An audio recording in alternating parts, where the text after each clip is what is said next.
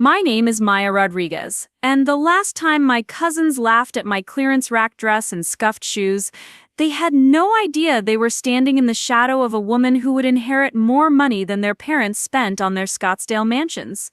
It was at Abuela Elena's funeral reception, all polished marble and hushed conversations, when Mr. Peterson adjusted his wire-rimmed glasses and spoke the words that turned their world upside down.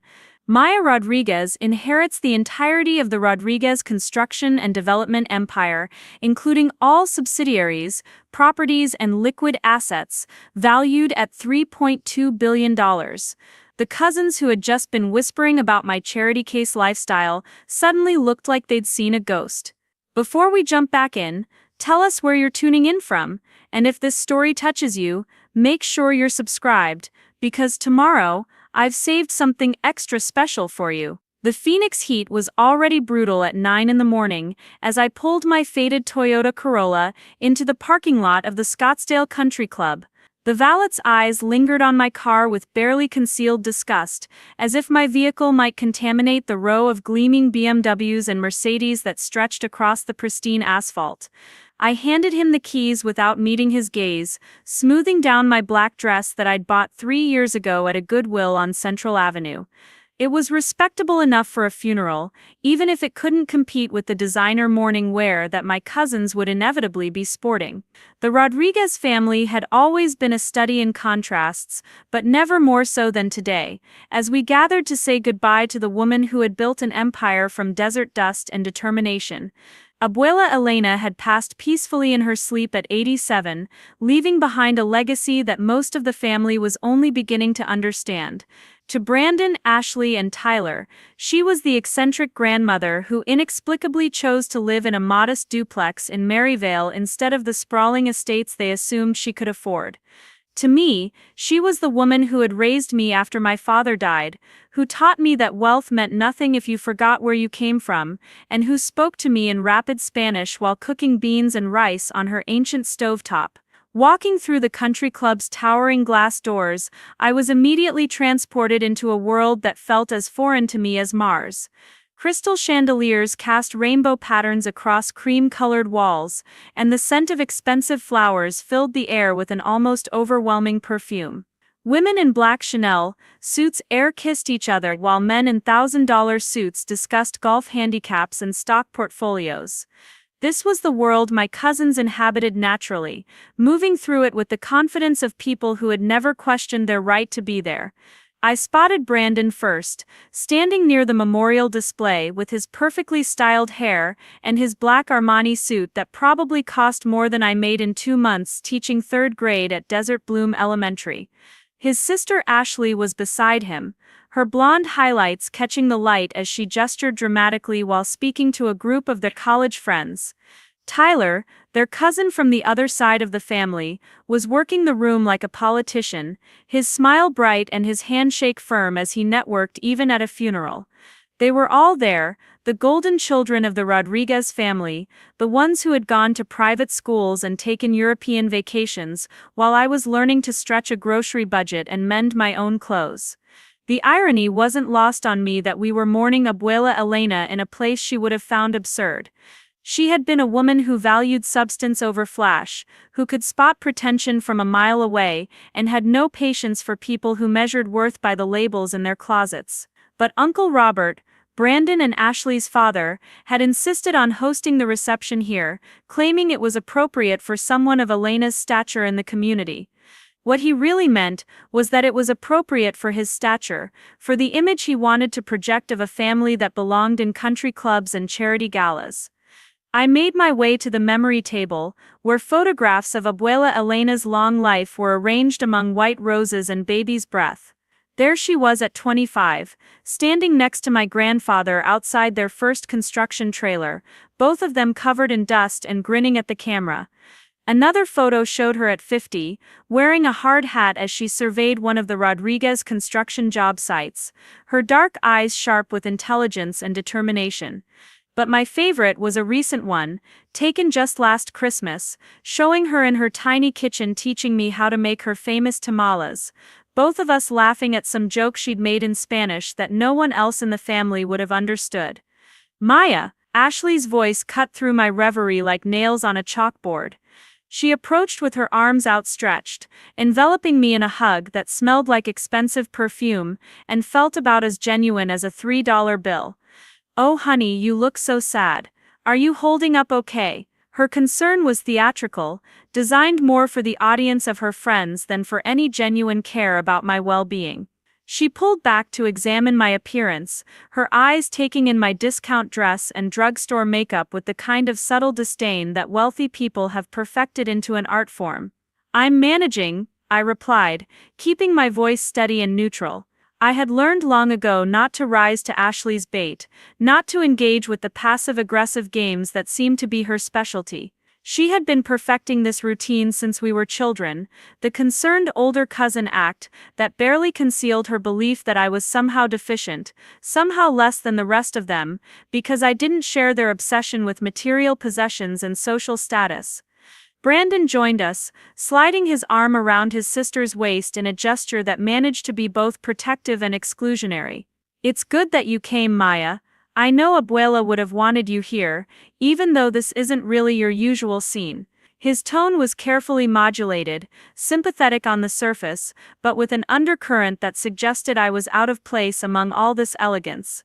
He glanced around the room, taking in the marble columns and the waitstaff circulating with champagne flutes, before looking back at me with what he probably thought was kindness. "These fancy places can be intimidating when you're not used to them."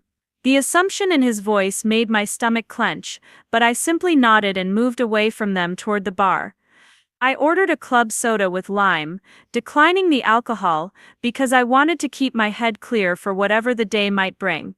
The bartender, a young man with kind eyes, handed me my drink with a sympathetic smile that seemed more genuine than anything I'd received from my own family. I found a quiet corner near a floor-to-ceiling window that overlooked the golf course, watching the perfectly manicured greens stretch toward the desert mountains in the distance. From my vantage point, I could observe the family dynamics playing out across the room like a carefully choreographed dance. Uncle Robert was holding court near the memorial display, accepting condolences with the gravity of a head of state, his wife Patricia beside him in a black St. John suit that probably cost more than my monthly rent. Their children, Brandon and Ashley, were working different sections of the room, Brandon focusing on the business associates, while Ashley charmed the social connections. Tyler was bouncing between groups, his natural charisma making him popular with everyone from the elderly family friends to the young professionals who had come to pay their respect. Preparing and narrating this story took us a lot of time, so if you are enjoying it, subscribe to our channel. It means a lot to us. Now back to the story. And then there was me, standing alone by the window in my Goodwill dress, watching it all unfold like an anthropologist studying a foreign culture.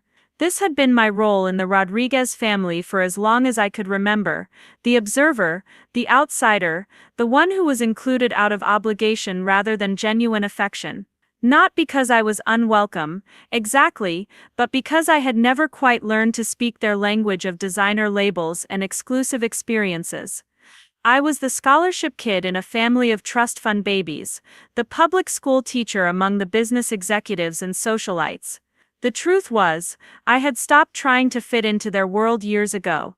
After my father died when I was 12, leaving my mother and me with nothing but his old pickup truck and a mountain of medical debt, we had moved in with Abuela Elena in her modest duplex. While my cousins were taking horseback riding lessons and attending cotillion, I was learning to clip coupons and shop the clearance racks. While they were being driven to school in luxury SUVs, I was riding the city bus and walking the last 6 blocks to save money. It wasn't a tragic childhood by any means, but it was a different one, shaped by necessity rather than privilege. Abuela Elena had been my anchor during those difficult years, the one person who seemed to understand that there were different ways to measure success and happiness. She taught me to cook traditional Mexican dishes on a budget, to find beauty in simple things like sunrise over the desert or the smell of rain on hot asphalt. She showed me how to tend a garden in the tiny backyard of the duplex, growing tomatoes and peppers and herbs that made our simple meals taste like feasts. Most importantly, she taught me that dignity didn't come from what you owned, but from how you treated other people, especially those who had less than you did. Maya Rodriguez. A voice behind me interrupted my thoughts, and I turned to see a distinguished man in his 60s approaching with a leather briefcase. His silver hair was perfectly groomed, and his charcoal suit was expensive but understated, the kind that spoke of old money rather than new flash. "I'm James Peterson, your grandmother's attorney. I was hoping we could speak privately before we begin the formal proceedings." I nodded, feeling a flutter of nervousness in my chest. I had no idea what Abuela Elena might have left me in her will, but I suspected it wouldn't be much. She had lived so modestly, so simply, that I had always assumed she had just enough money to get by on Social Security, and perhaps a small pension from the early days of Rodriguez construction. The duplex would probably go to Uncle Robert, along with whatever savings she had managed to accumulate over the years. I hoped she might have left me some of her jewelry, or perhaps her recipe collection, something sentimental that would help me remember her voice and her gentle hands. Mr. Peterson led me to a small conference room off the main reception area, closing the door behind us to create a pocket of silence in the midst of the gathering crowd. He gestured for me to sit across from him at a polished wooden table, then opened his briefcase with practiced efficiency. Inside were several thick folders, and what appeared to be a bound document of considerable length.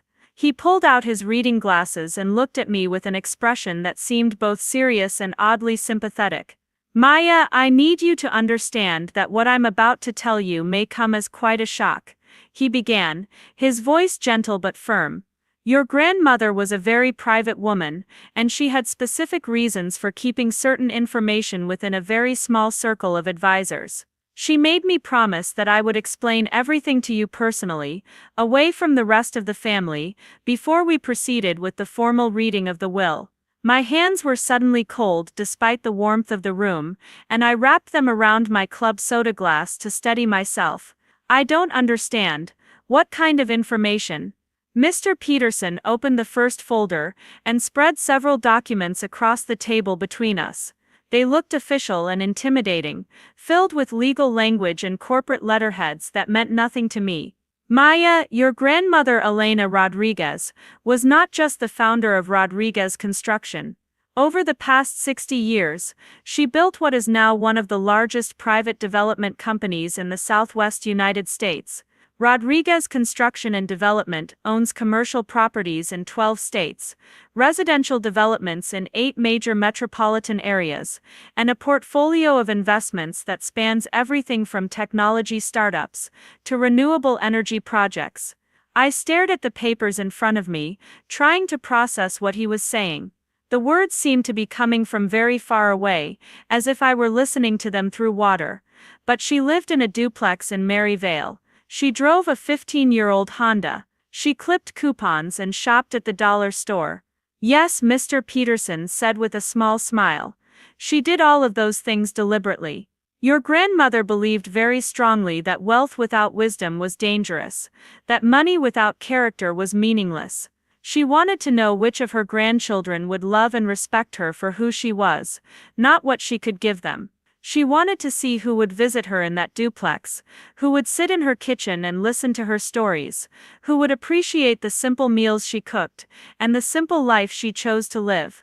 The implications of his words were beginning to sink in, creating a strange buzzing sensation in my head. "You're saying she was testing us?" "In a way, yes, but it wasn't a cruel test, Maya. It was the test of a woman who had seen too many families destroyed by money, too many children who learned to value inheritance over integrity. She watched all of her grandchildren carefully over the years.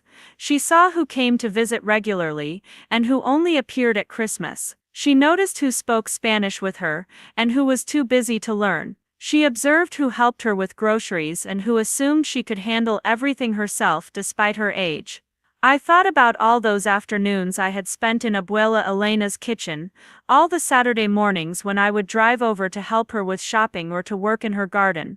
I remembered how Brandon and Ashley would sometimes complain about having to visit her, how they would spend their time texting or checking social media while she tried to tell them stories about the old days. I thought about Tyler, who was always polite but distant, treating her like a pleasant obligation rather than a beloved family member. There's something else, Mr. Peterson continued, opening another folder. Your grandmother owned the entire block where her duplex sits. That modest little neighborhood in Maryvale. It's sitting on some of the most valuable commercial real estate in Phoenix. The city has been trying to buy it for years to extend the light rail system. She could have sold it for $50 million 10 years ago, but she chose to stay because that was where she belonged, where she felt most like herself. The room seemed to be spinning slightly, and I gripped the edge of the table to steady myself. I don't understand why she never told me any of this.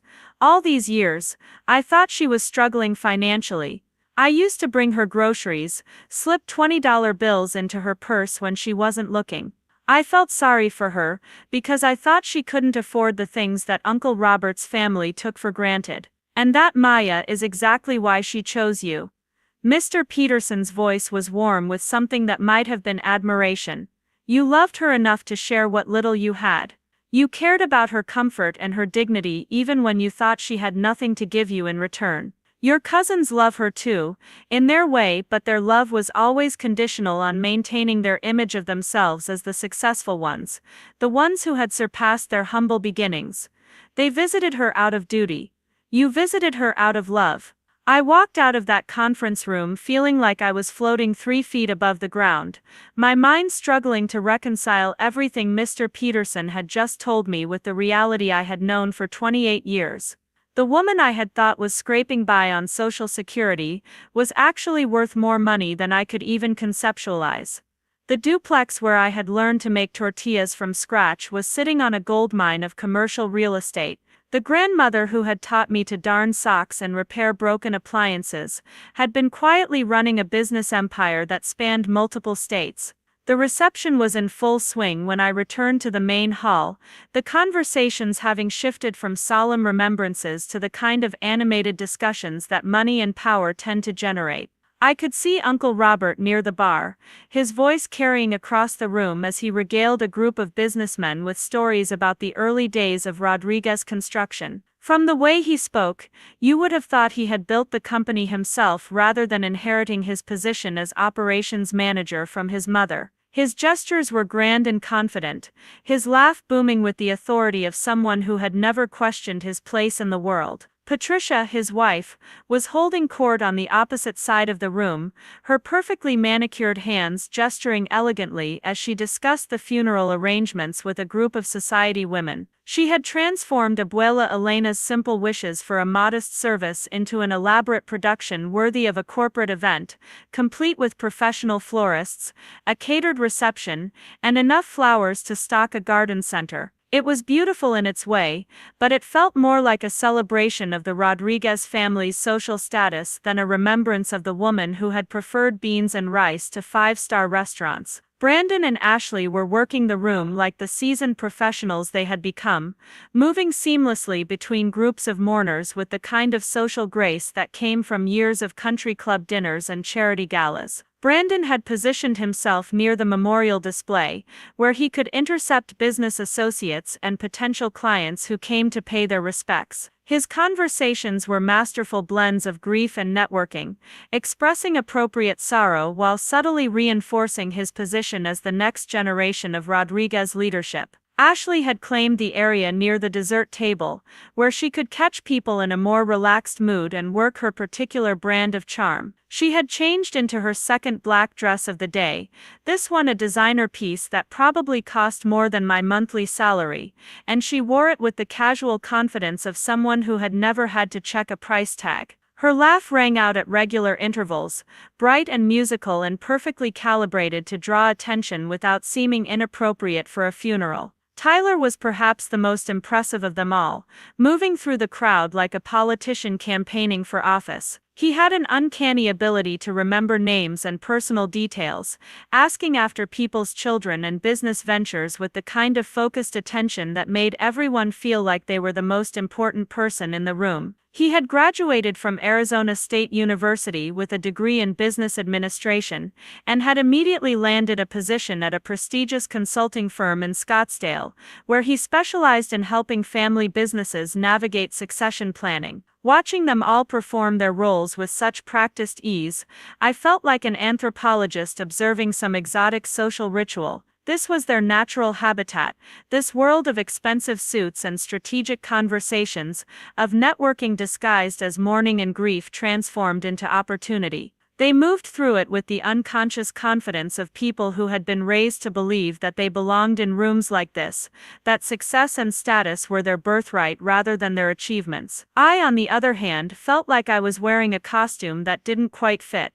My black dress, which had seemed perfectly appropriate when I put it on that morning, now felt shabby and out of place among the designer morning wear that surrounded me. My shoes, which I had polished carefully the night before, looked scuffed and worn compared to the Italian leather and designer heels that clicked across the marble floors. Even my purse, a practical black bag that I had bought at Target 3 years ago, seemed to announce my outsider status to anyone who cared to look. But the strangest part was that none of it mattered anymore. The knowledge that Mr. Peterson had shared with me had created a strange bubble of detachment around everything I was observing. The elaborate reception, the expensive clothes, the careful positioning and strategic conversations, it all felt like elaborate theater performed for an audience that didn't realize the script had already been rewritten. In a few hours, when the will was read aloud, the entire dynamic of the Rodriguez family would shift in ways that none of them could imagine. I made my way to the ladies' room,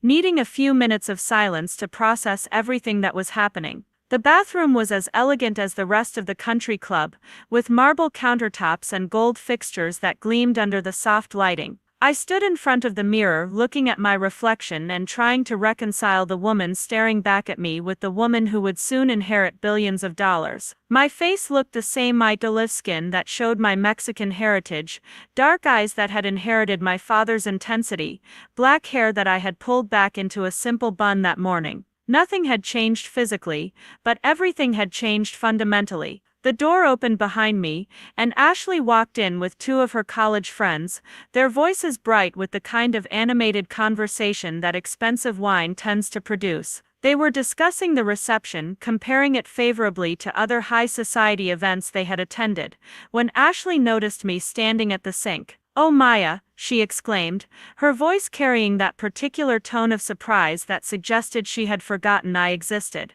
"Are you doing okay, sweetie? This must all be so overwhelming for you." She turned to her friends with a knowing look. "Maya isn't really used to these kinds of events. She's more of a stay-at-home type, aren't you, honey?" One of her friends, a blonde woman with the kind of perfect teeth that came from expensive orthodontics, smiled at me with sympathetic condescension. "It's so nice that the family includes everyone, regardless of their circumstances. That's what real family is about, right? Supporting each other even when some people haven't been as fortunate as others." The second friend, a brunette wearing what looked like a Chanel suit, nodded earnestly. "Absolutely. It's important to remember that not everyone has the same opportunities in life. Some people are just more naturally suited to simple lifestyles, and there's nothing wrong with that." Ashley beamed at her friends as if they had just delivered profound wisdom. "Exactly. Maya has always been perfectly happy with her little teaching job and her little apartment. She's never been ambitious in the traditional sense, but she's very sweet, very genuine. There's something to be said for people who are content with less, you know." I stood there listening to them discuss me as if I were a mildly interesting specimen in a museum display, feeling a strange mixture of amusement and irritation. They were so completely confident in their assessment of my life and my character, so certain that they understood my place in the world and my limitations as a person. The irony was almost overwhelming. Here they were, expressing pity for my simple lifestyle, completely unaware that in a few hours I would be revealed as the wealthiest person in the room. "It must be nice," the blonde friend continued, "to have such an uncomplicated life. No pressure to achieve or compete, or constantly improve yourself. Just simple contentment. Very zen, really. Oh, Maya's always been like that, Ashley agreed. Even when we were kids, she never seemed to want the things the rest of us wanted. While we were taking dance lessons and competing in pageants, she was happy just reading books and helping Abuela in her little garden. Different priorities, you know. I could have corrected them. I could have mentioned my master's degree in education, my fluency in 3 languages, my volunteer work with literacy programs, or any number of other accomplishments that might have complicated their simple narrative about my life. But something held me back, perhaps the knowledge that in a few hours, all of their assumptions would be shattered anyway, or perhaps just the understanding that people who were determined to see you as small would find ways to diminish any achievement you claimed. Instead, I simply smiled and nodded. Everyone finds their own path, I said quietly, washing my hands and reaching for a paper towel. Some paths are just more visible than others. Ashley's friends exchanged a look that clearly said they found my response quaint and philosophical in the way that simple people often were. They continued their conversation about the reception and their plans for the rest of the weekend as I dried my hands and prepared to leave. Just as I reached the door, Ashley called out to me, "Maya, you should sit with us during the will reading.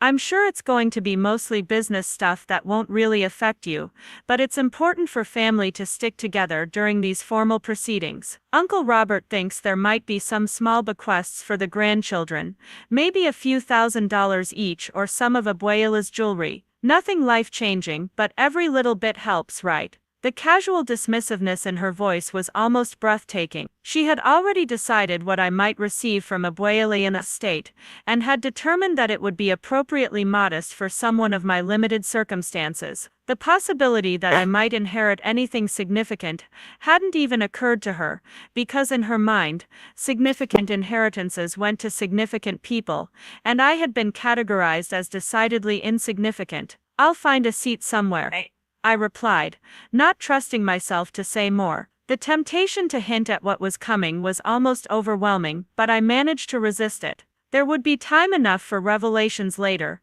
and I suspected that the impact would be far greater if it came without warning. I left the bathroom and wandered back toward the main reception area, where the crowd had grown larger and the conversations had grown louder. More business associates had arrived, along with family friends and members of Phoenix society who had known Abuela through various charitable organizations. The guest list was an impressive cross-section of Arizona's social and economic elite, all gathered to pay their respects to a woman most of them had probably considered a quaint relic of an earlier, simpler time. Near the memorial display, I noticed a group of men in expensive suits discussing the future of Rodriguez construction with Uncle Robert. Their conversation was animated and confident, filled with references to upcoming projects and expansion opportunities. Uncle Robert was clearly positioning himself as the natural heir to his mother's business empire, describing his vision for the company's future with the authority of someone who had already been making the important decisions for years. Elena was a remarkable for her generation,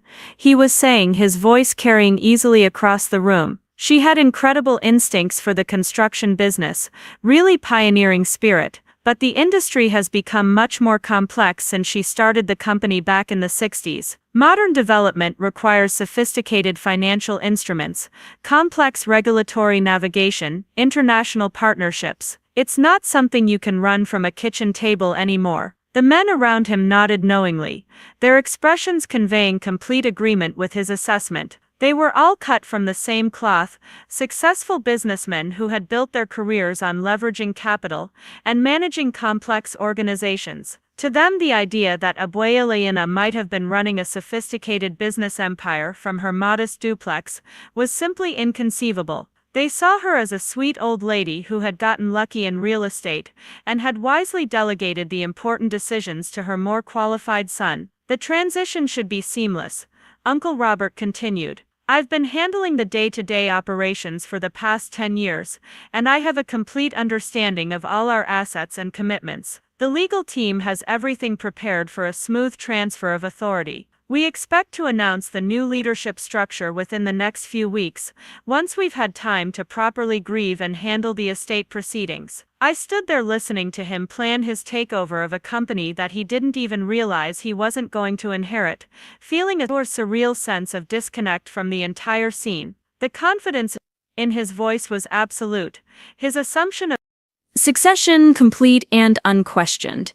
He had spent years positioning himself as the heir apparent to Rodriguez Construction, building relationships with clients and partners, establishing himself as the face of the company's future. The possibility that his mother might have had different plans for her empire had clearly never occurred to him. Brandon had joined the group, his presence adding another layer of assumed succession to the conversation. As Uncle Robert's son and the presumed heir to his position, Brandon represented the next generation of Rodriguez leadership, the young executive who would carry the family business into the future. His questions were intelligent and informed, demonstrating a sophisticated understanding of the construction industry and the challenges facing family businesses in an increasingly competitive marketplace. I've been working on a comprehensive analysis of our development portfolio, Brandon was saying, pulling out his phone to show charts and graphs to the assembled businessmen. I think there are significant opportunities for expansion into the renewable energy sector, particularly solar installations for commercial properties. The tax incentives alone make it an incredibly attractive market, and our existing relationships with municipal governments give us a huge competitive advantage. The men examined his presentation with the kind of serious attention that successful ideas deserved, nodding and asking detailed questions about implementation timelines and capital requirements. Brandon fielded their inquiries with confidence and precision, clearly demonstrating that he had inherited his father's business acumen along with his social skills. He was impressive in his own right, the kind of young executive that major corporations competed to recruit and retain. Watching him work the room, I found myself wondering what it would have been like to grow up with his advantages, his certainty about his place in the world and his future prospects. He had never had to question whether he belonged in rooms like this, never had to worry about whether his clothes were appropriate or his education sufficient. From childhood, he had been groomed for leadership, given every opportunity to develop his talents and expand his horizons. His success wasn't accidental or undeserved, he had worked hard and made smart choices. But it had been built on a foundation of privilege that most people could only dream about. The irony was that his privilege was about to become irrelevant. All of his careful positioning, all of his strategic relationship building, all of his assumptions about his future role in the family business, none of it mattered anymore. In a few hours he would discover that the empire he had expected to inherit was going to someone else entirely, someone he had spent years dismissing as irrelevant to the family's business interests. I found myself moving toward the bar, suddenly needing something stronger than club soda to help me process the magnitude of what was about to happen. The bartender, the same young man who had served me earlier, smiled sympathetically as I approached. "How are you holding up?" he asked quietly, his voice carrying genuine concern rather than the performative sympathy I had been receiving from my relatives. These big family events can be really tough, especially when you're dealing with grief at the same time. "It's been a day of surprises," I replied, accepting the glass of wine he poured for me. "I'm not sure I've processed everything yet." He nodded understandingly. "I've worked a lot of these memorial receptions over the years. Families are complicated, especially when there's money involved. People don't always handle grief and inheritance in the most graceful ways." His observation was more perceptive than he probably realized.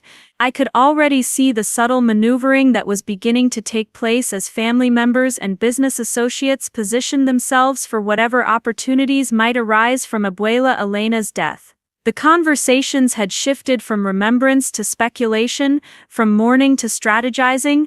It was a natural human response perhaps, but it felt deeply disrespectful to the woman who had brought us all together. "She was a special lady," the bartender continued, polishing glasses as he spoke, "used to come in here sometimes for the early bird dinners with some of her friends from church. Always tipped well, always remembered my name. Not like some of the regulars who treat the staff like furniture." I smiled, recognizing the Abuela Elena he was describing. She had possessed an innate dignity and kindness that had nothing to do with wealth or status, treating everyone from CEOs to busboys with the same respect and courtesy. It was a quality that seemed increasingly rare in a world where people were often valued primarily for what they could provide rather than who they were as human beings. She would have appreciated your kindness, I told him. She believed that how you treat people when you don't have to says everything about your character. The bartender's eyes lit up with recognition. That sounds exactly like something she would say. She had a way of making you think about things differently, you know. Like maybe success wasn't just about accumulating stuff, but about how much good you could do with whatever you had. His words hit me with unexpected force, reminding me of the enormous responsibility that was about to fall on my shoulders. Inheriting Abuela Elena's wealth wasn't just about receiving money, it was about carrying forward her values and her vision for how that wealth should be used. She had spent 60 years building an empire not for its own sake, but as a tool for creating opportunities and supporting communities. The question now was whether I would prove worthy of that trust, whether I could honor her legacy while forging my own path forward. The thought was both exhilarating and terrifying. I had spent my entire adult life living modestly, making careful financial decisions based on a teacher's salary and the need to save for an uncertain future. The idea of suddenly having access to billions of dollars was almost incomprehensible, like trying to imagine what it would be like to breathe underwater or fly through the air. How do you make decisions about resources that vast? How do you ensure that such enormous power is used responsibly and ethically? More importantly, how do you handle the relationships and family dynamics that such a dramatic change would inevitably create? In a few hours, I would go from being the poor cousin who needed help with groceries to being the wealthiest member of a family that had always measured worth primarily in financial terms. The people who had spent years treating me with benevolent condescension would suddenly need to recalibrate their entire understanding of who I was and where I fit in the family hierarchy. I finished my wine and checked my watch, noting that the formal will reading was scheduled to begin in 30 minutes. Mr. Peterson had arranged for the proceedings to take place in the country club's private conference room, where the family could gather away from the larger crowd of mourners and business associates. Only immediate family members and a few key business partners would be present for the reading, which meant that the audience for the revelation would be small but significant. The next half hour passed in a blur of final conversations and preparations. Uncle Robert made a brief speech thanking everyone for coming and celebrating Abuela Elena's remarkable life and legacy. Brandon and Ashley worked the room one last time, making sure they had connected with all the important guests and collected business cards from potential future contacts. Tyler positioned himself near the conference room door, ready to usher family members into the private space when the time came. As the crowd began to thin and the formal reception wound down, I found myself standing once again by the memorial display, looking at the photographs that told the story of Abuela Elena's extraordinary life.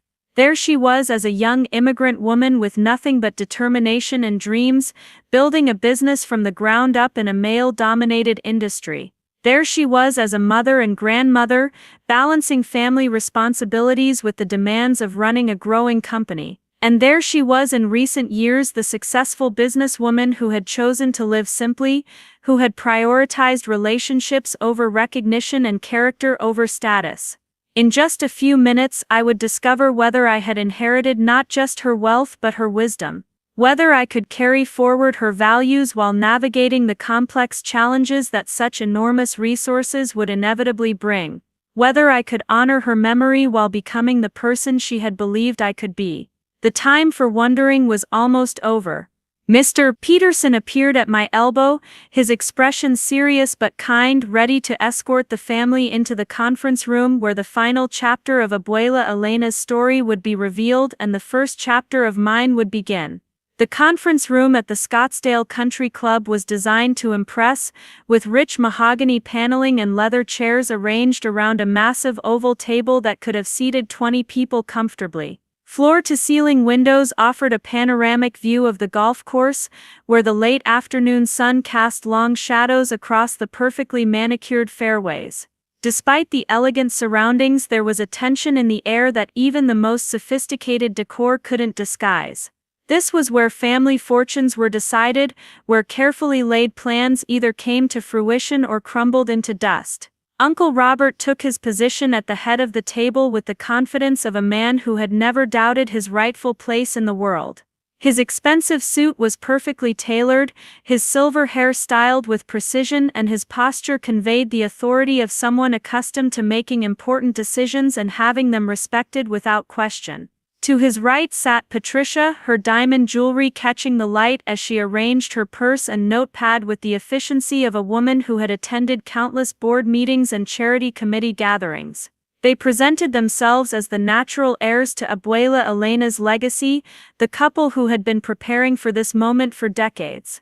Brandon and Ashley flanked their parents, their body language mirroring the confidence that had been bred into them since childhood. Brandon had removed his suit jacket and rolled up his sleeves slightly, the gesture suggesting that he was ready to get down to business and handle whatever administrative details the inheritance might require. Ashley sat with perfect posture, her hands folded elegantly in her lap, occasionally checking her phone to respond to messages from friends who were undoubtedly curious about the family proceedings. Both of them carried themselves with the casual certainty of people who had never had reason to doubt their good fortune. Tyler occupied the chair across from them, his laptop open and ready to take notes on whatever decisions might need to be made. As the family member with the most formal business education, he had positioned himself as the unofficial advisor for inheritance matters, ready to offer his expertise on tax implications and estate planning strategies. His expression was focused and professional, the look of someone who took his responsibilities seriously and prided himself on his analytical abilities. At the far end of the table, I sat quietly in my clearance rack dress, feeling like an actress who had wandered onto the wrong stage. The leather chair was more comfortable than anything in my small apartment, and the view from the windows was breathtaking, but I couldn't shake the feeling that I was occupying space that belonged to someone more important. My hands rested on the polished table surface, and I found myself staring at my unmanicured nails and thinking about how different they looked from the perfectly groomed hands of the other women in the room. Mr. Peterson entered carrying his leather briefcase and a stack of documents that seemed thick enough to contain the secrets of the universe. He moved with the measured pace of someone who had conducted hundreds of similar meetings, but there was something in his expression that suggested this particular reading would be unlike any he had supervised before. He nodded respectfully to each family member as he took his seat at the side of the table, positioning himself where he could maintain eye contact with everyone present while keeping his documents organized and accessible. "Thank you all for being here today," he began, his voice carrying the formal tone that legal proceedings seemed to require. "Before we begin the formal reading of Elena Rodriguez's last will and testament, I want to express my sincere condolences to the family. Elena was not only a remarkable businesswoman but also a person of extraordinary character and wisdom.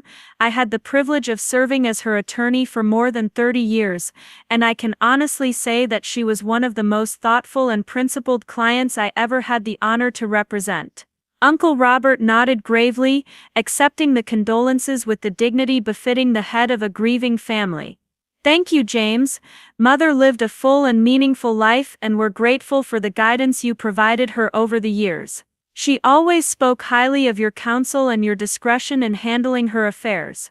Mr. Peterson smiled slightly at the compliment, but his expression remained serious as he opened his briefcase and began arranging documents on the table. Elena's will is comprehensive and detailed, reflecting the complexity of her business holdings and her deep consideration of how her legacy should be distributed. I want to prepare you all for the fact that some of the provisions may come as a surprise, as Elena was very strategic in her decision-making and had specific reasons for each bequest that may not have been apparent to family members during her lifetime. Brandon leaned forward slightly, his business instincts clearly engaged by the mention of complexity and strategy. We understand that Mother built a substantial business over the years. We're prepared to handle whatever administrative requirements might be involved in the transition process. I'm glad to hear that, Mr. Peterson replied, though something in his tone suggested that Brandon's confidence might be premature. Let me begin with some background information that will help you understand the full scope of Elena's estate. As you know, she founded Rodriguez Construction in 1962 with a small loan and an enormous amount of determination. What you may not fully realize is the extent to which that company grew and diversified over the subsequent 60 years. He opened the first folder and spread several documents across the table, their official letterheads and legal formatting immediately commanding attention. Rodriguez Construction and Development is now the parent company for 17 subsidiary organizations involved in commercial construction, residential development, property management, and investment services. The company owns commercial properties in 12 states, with a combined value of approximately $800 million. Additionally, Elena maintained a personal investment portfolio worth approximately $2.4 billion, consisting of stocks, bonds, real estate holdings and equity positions in various private companies. The silence that followed his words was profound and absolute. Uncle Robert's confident expression flickered, replaced by something that looked almost like confusion. Patricia's perfectly manicured hand moved instinctively to her pearl necklace, a gesture that seemed unconscious and defensive.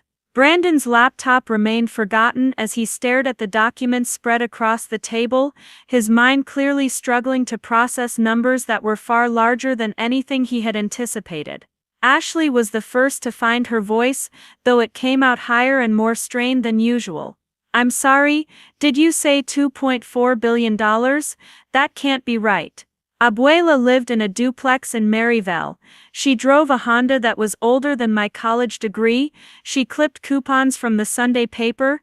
Yes, she did all of those things, Mr. Peterson confirmed with a gentle smile.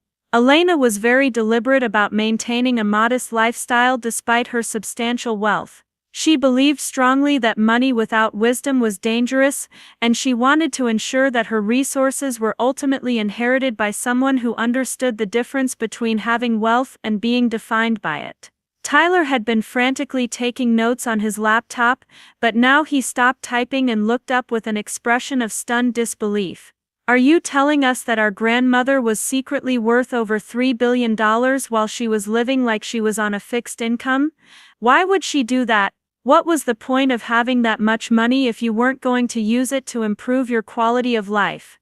Mr. Peterson's smile became more pronounced, as if Tyler's question had revealed something important about his character. Elena used her wealth constantly, Tyler. She funded scholarships for underprivileged students, supported homeless shelters and food banks throughout the Phoenix area, and quietly covered medical expenses for families who couldn't afford health care.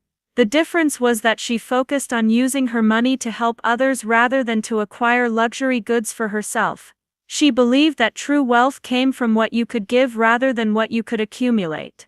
Uncle Robert had recovered enough from his initial shock to resume his authoritative demeanor, though there was now an underlying tension in his voice that hadn't been there before. This is certainly more substantial than we anticipated, but I think we're prepared to handle the transition. I've been managing the operational aspects of Rodriguez Construction for years, and I have a complete understanding of our assets and obligations. With proper legal and financial advice, we should be able to maintain the company's growth trajectory while honoring Mother's philanthropic commitments. I appreciate your confidence, Robert, Mr. Peterson replied, but I'm afraid there may be some misunderstandings about Elena's intentions regarding succession. She was very specific about her wishes for the distribution of her estate, and she spent considerable time deliberating over her decisions. Would you like me to proceed with the formal reading of the will? The family members exchanged glances around the table, their expressions ranging from eager anticipation to barely concealed anxiety. Uncle Robert straightened his tie and nodded formally. Yes, please proceed. We're ready to hear Mother's final wishes. Mr. Peterson opened the bound document that contained Abuela Elena's will, his reading glasses reflecting the afternoon light as he found the appropriate section. I, Elena Maria Rodriguez, being of sound mind and body, do hereby set forth my last will and testament for the distribution of my worldly possessions and business interests upon my death. He paused briefly, allowing the formality of the moment to settle over the room like a heavy blanket. The only sounds were the soft whisper of air conditioning and the distant murmur of conversations from the reception area, where guests were still gathering to share memories and pay their respects. Here in the conference room, however, all attention was focused on the words that would reshape the Rodriguez family forever. To my son Robert Rodriguez, who has served the company faithfully for many years, and who has provided me with the joy of watching his children grow into capable adults, I leave the sum of $500,000, along with my gratitude for his dedication and my hopes for his continued happiness and prosperity. Uncle Robert's face went through a remarkable transformation as the implications of those words sank in. $500,000 was a substantial inheritance by most people's standards, but it was a tiny fraction of the estate Mr. Peterson had just described. His mouth opened slightly, then closed again as if he were trying to formulate a response to something he couldn't quite comprehend. To my grandson Brandon Rodriguez, whose intelligence and business acumen have impressed me throughout his career, I leave the sum of $250,000, along with my encouragement for him to use his talents to build something meaningful and lasting in whatever field he chooses to pursue.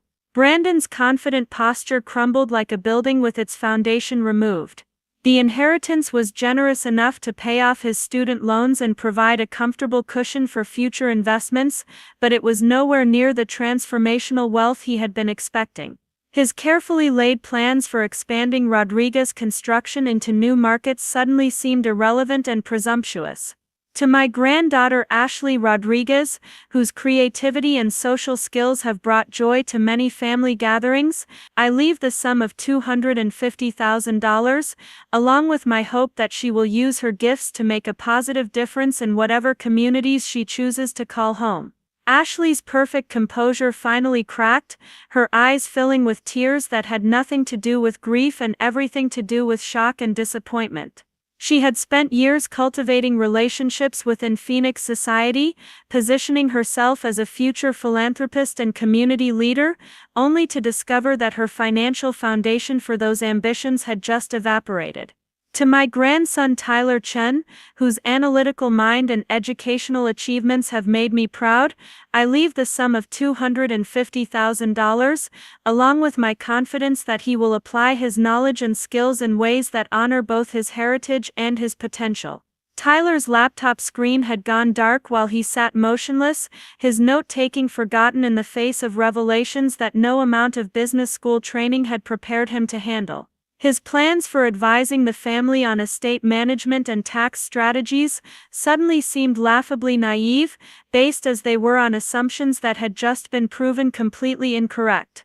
The silence in the room was deafening as Mr. Peterson paused to turn the page, his expression carefully neutral despite the emotional devastation he was witnessing around the table. Uncle Robert's hands were clenched into fists, his knuckles white with tension. Patricia's breathing had become shallow and rapid, her chest rising and falling with the rhythm of barely controlled panic. The golden children of the Rodriguez family were discovering that their assumptions about their inheritance had been as fragile as soap bubbles.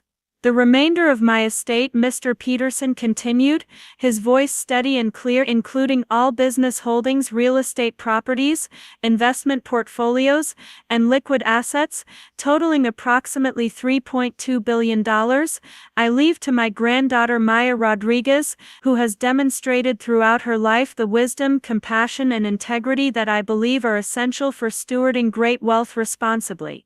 The words hung in the air like smoke from an explosion, visible and tangible but somehow impossible to fully comprehend. I felt the eyes of every person in the room turn toward me, their gazes heavy with shock, disbelief, and something that might have been accusation. My own breathing had stopped completely, as if my body had forgotten how to perform its most basic functions in the face of such overwhelming news. Uncle Robert was the first to recover enough to speak, though his voice came out as little more than a hoarse whisper. There must be some mistake. Maya works as an elementary school teacher, she drives a 15-year-old car, she lives in a one-bedroom apartment and shops at thrift stores. How could Mother possibly think she's qualified to manage a business empire worth billions of dollars? Mr. Peterson's expression softened with something that looked like sympathy, though whether it was directed toward Uncle Robert or toward me was unclear. Elena's decision was based on years of careful observation and consideration. She believed that Maya's character, values, and relationship with her demonstrated the qualities necessary for responsible stewardship of great wealth. She was particularly impressed by Maya's consistent kindness, her dedication to education and community service, and her apparent contentment with a modest lifestyle despite having access to more resources. Brandon found his voice next, though it carried a note of desperation that was almost painful to hear. But Maya doesn't know anything about running a business. She's never managed employees or dealt with investors or handled complex financial instruments. She wouldn't even know where to begin with something this sophisticated. Elena was aware of Maya's lack of business experience, Mr. Peterson acknowledged. That's why the will includes provisions for a comprehensive support structure, including a board of experienced advisors, professional management teams for each subsidiary company, and a gradual transition process that will allow Maya to learn and grow into her responsibilities over time. Elena believed that character and wisdom were more important than experience, because experience can be gained while character is much more difficult to develop. Ashley's tears had evolved into something approaching hysteria, her carefully composed facade cracking completely under the weight of disappointment and disbelief. This isn't fair. We've been the successful ones our whole lives. We went to the best schools, built impressive careers, maintained our relationships with the family. Maya just existed, she never showed any ambition or drive or interest in the family business. Why would Abuela reward mediocrity while punishing achievement?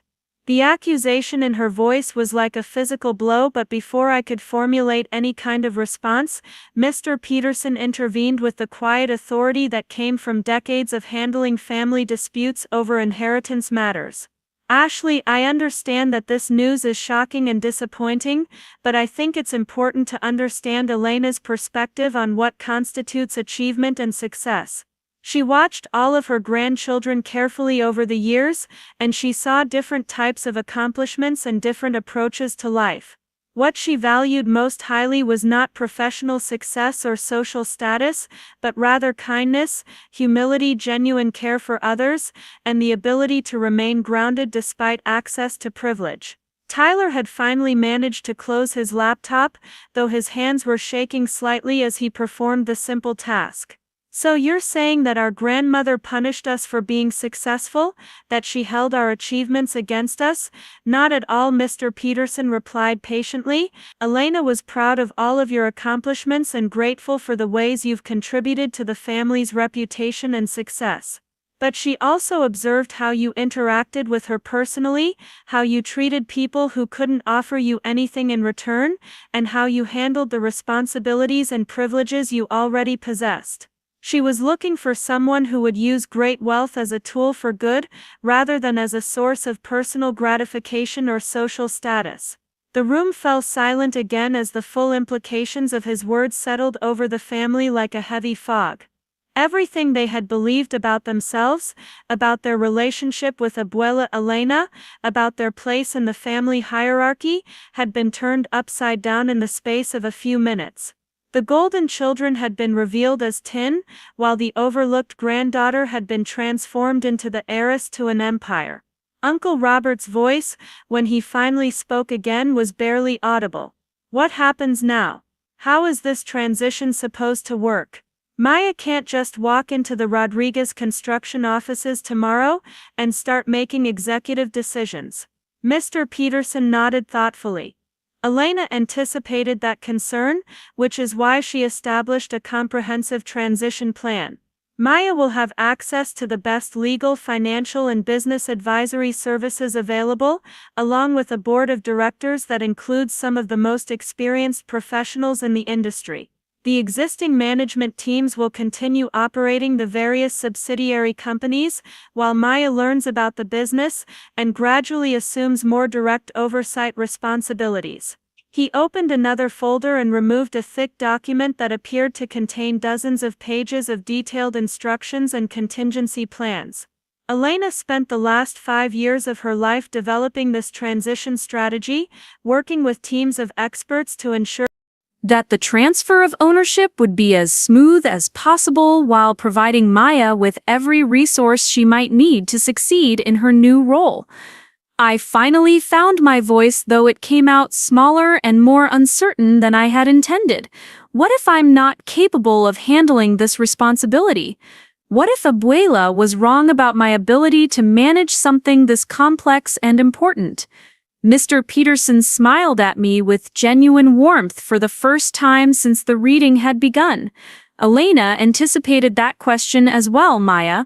She said to tell you that she had watched you handle every challenge life had given you with grace and determination, from losing your father at a young age to putting yourself through college while caring for your mother.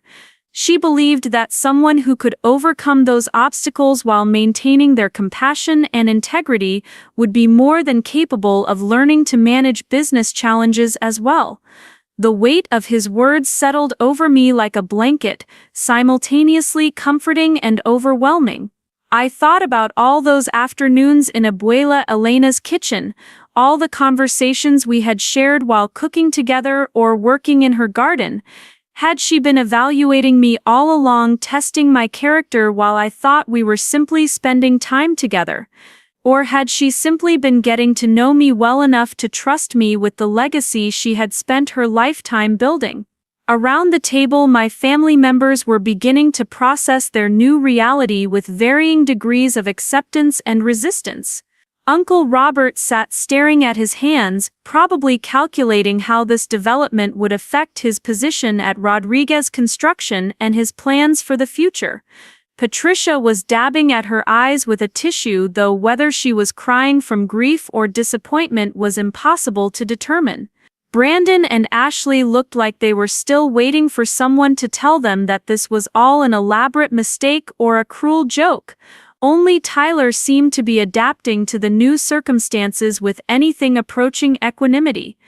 His business school training had apparently included courses on managing unexpected developments because he was already formulating questions about the practical implications of the inheritance. Maya, he said, his voice carefully controlled and professional, I hope you know that despite our shock about this situation, we're here to support you in whatever way we can. This is a massive responsibility, and you're going to need all the help you can get from people who understand the family and the business.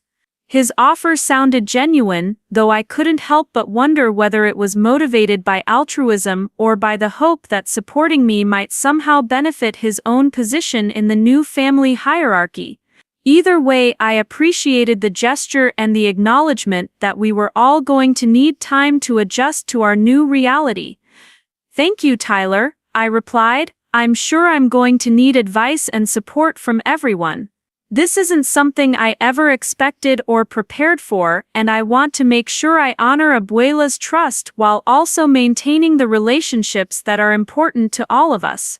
Mr. Peterson began gathering his documents, signaling that the formal reading was drawing to a close.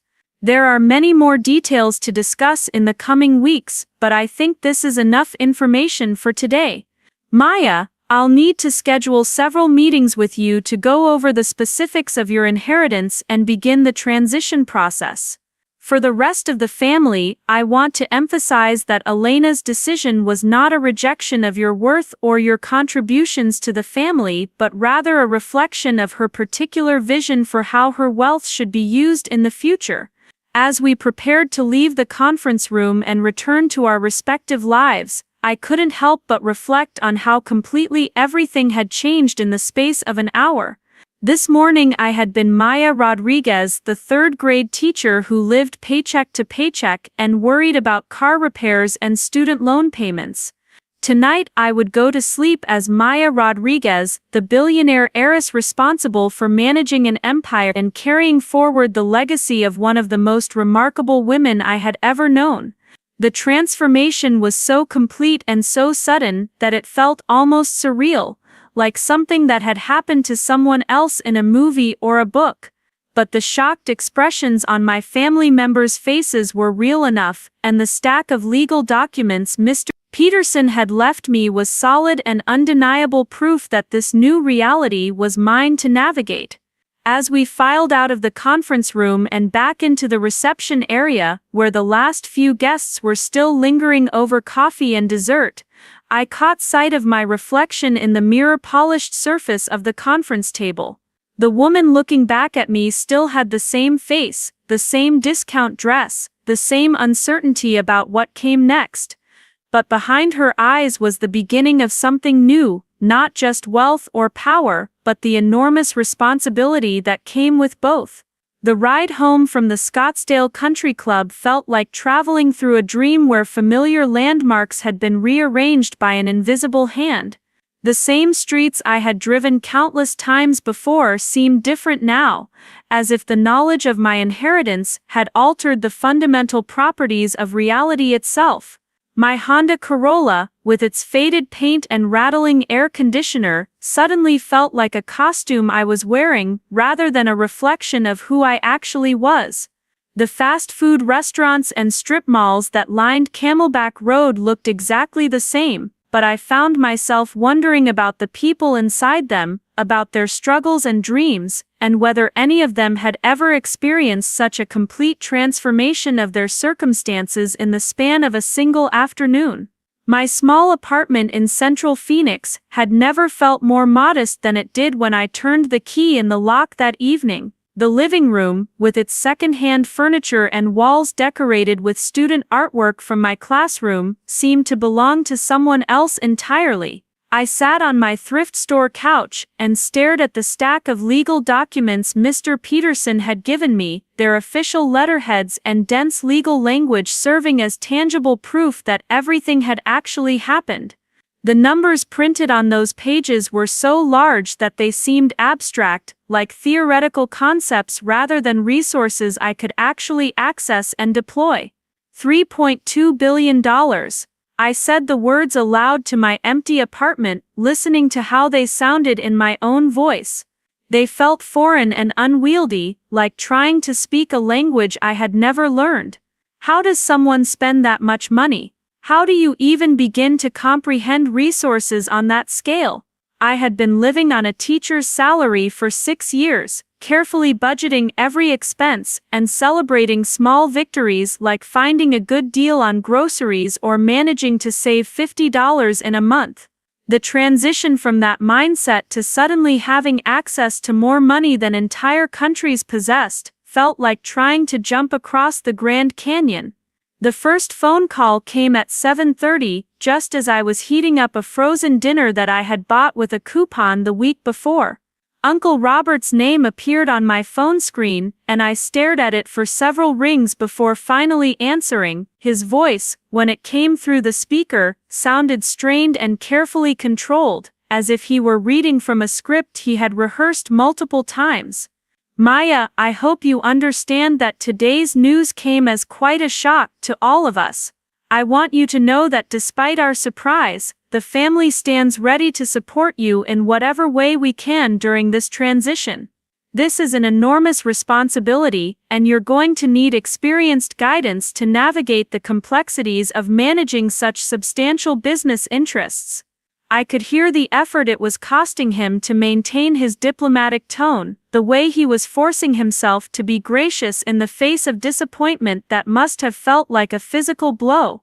Here was a man who had spent decades positioning himself as the natural heir to his mother's empire, only to discover that she had been secretly evaluating his worthiness and had found him wanting. The humiliation of that realization, combined with the practical concerns about his own future, must have been overwhelming. I appreciate that, Uncle Robert, I replied, trying to match his careful tone. I know this is a difficult situation for everyone, and I'm grateful for any guidance you can offer. I certainly don't want to disrupt the relationships and working arrangements that have been successful for the company." There was a long pause before he responded, and I could almost hear him recalibrating his approach based on my words.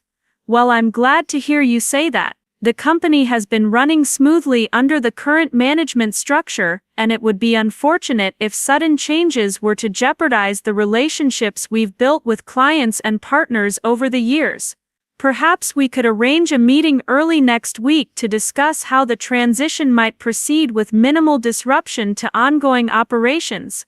The subtext of his suggestion was clear enough. He was hoping to maintain his position and authority within the company structure, to continue operating as he always had, while I remained a figurehead owner who left the actual decision-making to more experienced hands. It was a reasonable proposal from his perspective, and it might even have been the wisest approach given my complete lack of business experience. But something about the way he phrased it, the assumption that I would naturally defer to his expertise and authority, reminded me of all the family conversations where my opinions and perspectives had been politely dismissed or ignored entirely. "That sounds like a good idea," I said carefully.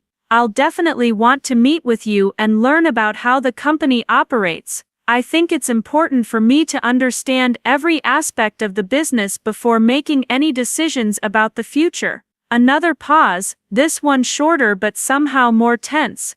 "Of course, though I hope you'll keep in mind that some aspects of the business are quite complex and technical. It takes years to develop the kind of expertise necessary to make informed decisions about major construction projects and development deals. Mother was brilliant in her day, but even she relied heavily on experienced advisors and managers to handle the details of day-to-day operations." The condescension in his voice was subtle but unmistakable, the same tone I had been hearing from family members my entire life whenever they wanted to explain why my input wasn't really necessary for important decisions. It was the voice of someone who had never questioned his own superiority and couldn't quite accept that circumstances had suddenly placed him in a position where he needed to ask for my approval, rather than simply informing me of decisions that had already been made. "I'm sure there's a lot for me to learn," I agreed, "but I think Abuela must have had her reasons for structuring things the way she did.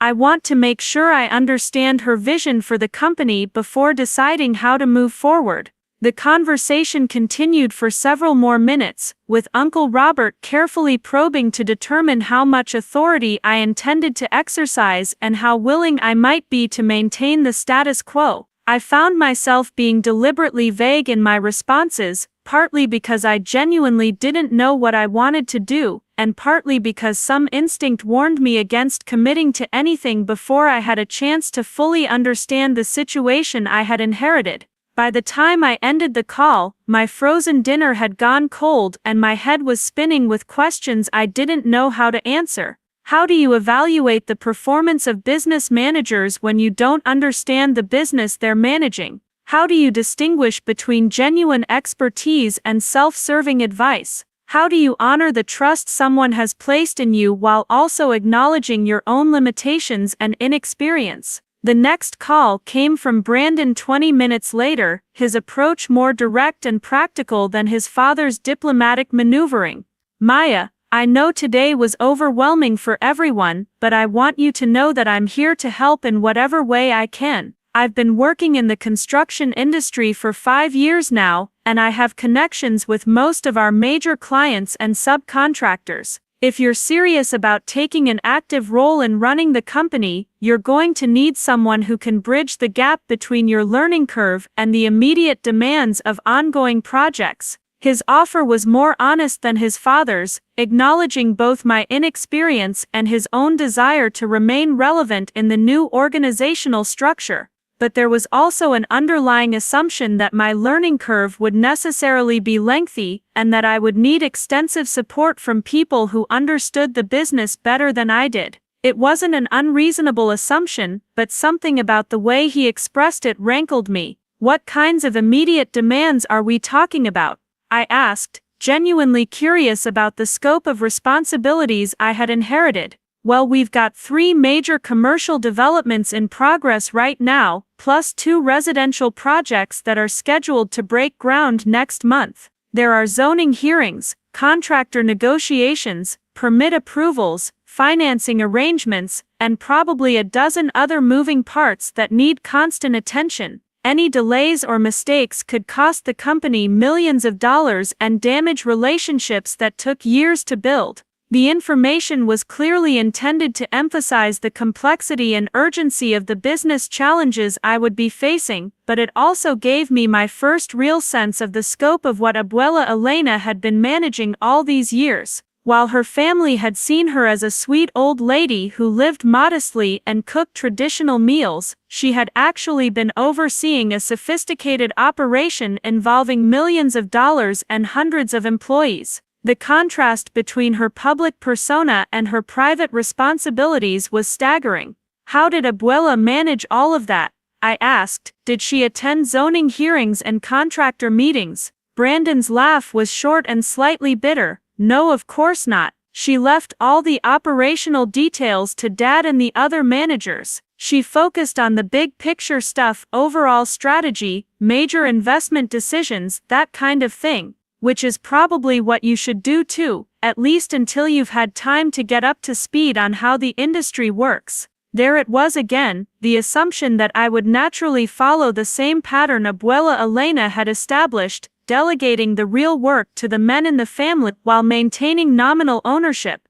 But something about that explanation didn't ring true. If Abuela Elena had been as hands-off as Brandon suggested, how had she managed to build such a successful and sophisticated business empire? How had she made the strategic decisions that had transformed a small construction company into a multi-billion-dollar enterprise? The conversation with Brandon was followed by similar calls from Ashley and Tyler, each offering their own version of support and guidance, while also positioning themselves as indispensable resources for navigating my new responsibilities. Ashley emphasized her connections within Phoenix society and her understanding of the charitable organizations that Abuela Elena had supported over the years. Tyler focused on his business education and his expertise in financial planning and estate management. All of them spoke to me with the same tone of patient condescension, as if they were explaining complicated concepts to a child who was trying very hard to understand but might not quite be capable of grasping the full implications. By 9 o'clock, I had turned off my phone and poured myself a glass of the cheap wine I kept in my refrigerator for special occasions. Sitting in my small kitchen, surrounded by the modest possessions that had defined my life for the past 6 years, I tried to process everything that had happened and everything that was about to change.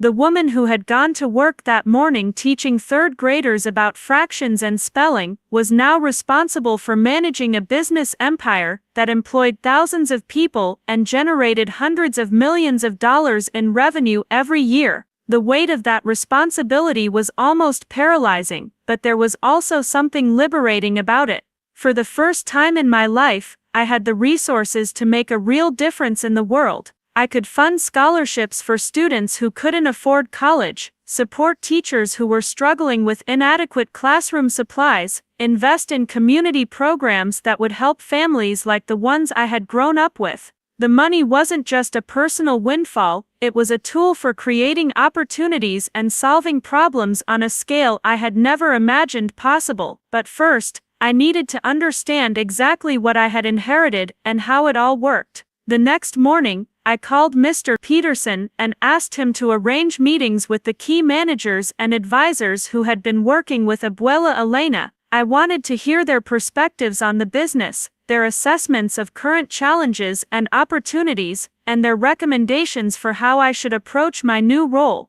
I also wanted to visit the actual construction sites and development projects, to see with my own eyes what the company was building and how the work was being accomplished. Over the following weeks, I began to understand the true scope of Abuela Elena's accomplishments and the sophisticated network of professionals she had assembled to help her manage her various business interests. The picture that emerged was very different from the one my family had painted. Rather than being a passive figurehead who delegated all important decisions to others, she had been an active and engaged leader who understood every aspect of her business and made all the major strategic choices herself. Her managers and advisors spoke of her with a combination of respect and affection that suggested genuine admiration for her intelligence and judgment. They described weekly meetings where she would review financial reports, discuss upcoming projects, and provide guidance on everything from personnel decisions to marketing strategies. She had been particularly interested in innovative construction techniques and sustainable building practices, often pushing her teams to explore new approaches that would reduce environmental impact while maintaining profitability. The more I learned about how she had actually operated, the more I understood why she had chosen to live so modestly despite her enormous wealth. She had genuinely believed that ostentatious displays of luxury were wasteful and counterproductive, that money should be used to create value rather than to signal status. Her simple lifestyle hadn't been a test for her family as much as it had been a reflection of her authentic values and priorities. I also began to understand why she had chosen me as her heir rather than the family members who seemed more obviously qualified for the role. Uncle Robert, for all his experience and competence, had always viewed the business primarily as a source of personal wealth and social status. His focus was on maximizing profits and expanding operations, which were certainly important objectives, but he had little interest in the philanthropic activities that had been central to Abuela Elena's vision for how wealth should be used. Brandon and Ashley had inherited their father's perspective, seeing business success as a means to achieving the kind of lifestyle they felt they deserved, rather than as a platform for creating broader social benefits. They were intelligent and capable, but their motivations were fundamentally self-serving in ways that didn't align with Abuela Elena's values. Tyler, despite his business education and analytical skills, had always struck her as someone who was more interested in theoretical concepts than in practical applications. He could create impressive spreadsheets and deliver sophisticated presentations, but he lacked the intuitive understanding of people and relationships that successful business leadership required. By contrast, my years as a teacher had given me experience in managing complex situations with limited resources, building relationships with diverse groups of people, and finding creative solutions to practical problems. My volunteer work with literacy programs had demonstrated my commitment to using whatever advantages I possessed to help others improve their circumstances. Most importantly, my contentment with a modest lifestyle had shown her that I could be trusted with great wealth because I didn't need it to feel valuable or successful as a person. The transition process was gradual and carefully managed, with experienced advisors helping me understand the intricacies of each business operation while gradually increasing my involvement in decision-making processes. I discovered that I had better instincts for business than I had expected, particularly when it came to understanding what motivated employees and customers and how to build relationships that would support long-term success. My family members adapted to the new reality with varying degrees of grace and acceptance. Uncle Robert eventually settled into a consultative role that allowed him to maintain his dignity while acknowledging my ultimate authority over major decisions. Brandon and Ashley found ways to contribute their skills and expertise, while also pursuing their own career interests outside the family business. Tyler proved to be genuinely helpful as a financial advisor, his analytical abilities complementing my more intuitive approach to problem solving. The most challenging aspect of my new life wasn't managing the business or learning to handle enormous financial resources, but rather navigating the changed dynamics within my family and social circle. People who had known me as the struggling teacher suddenly began treating me with a deference that felt artificial and uncomfortable. Old friends seemed uncertain about how to relate to someone whose circumstances had changed so dramatically, while new acquaintances were clearly interested in my wealth rather than my personality or character. I learned to be selective about sharing details of my inheritance, choosing to maintain my modest lifestyle and continue teaching while gradually taking on more responsibilities with the family business. The combination allowed me to stay grounded in the work I loved while also honoring Abuela Elena's trust in my ability to steward her legacy responsibly. 6 months after that shocking day at the Scottsdale Country Club, I was sitting in Abuela Elena's former office at the Rodriguez Construction headquarters, reviewing plans for a new affordable housing development that would provide quality homes for working families in West Phoenix. The project represented everything she had valued most, using business success to create opportunities for people who needed them, building something lasting and meaningful, rather than simply generating profit for its own sake. The office had barely changed since her death. Her desk still held the same family photographs and the small succulent garden she had tended with such care. The walls were lined with awards from community organizations and thank you letters from scholarship recipients, tangible reminders of how she had used her resources to make a difference in individual lives. Sitting in her chair, surrounded by the evidence of her remarkable life and achievements, I finally understood why she had chosen me as her successor. It wasn't because I was the most qualified candidate from a technical standpoint, or because I had demonstrated superior business acumen, or because I had earned the inheritance through my own professional accomplishments. She had chosen me because she believed I would use her wealth the way she had used it, not as an end in itself, but as a means to create opportunities and solve problems for people who might not otherwise have access to them. The responsibility was enormous and sometimes overwhelming, but it was also deeply fulfilling in ways I had never anticipated.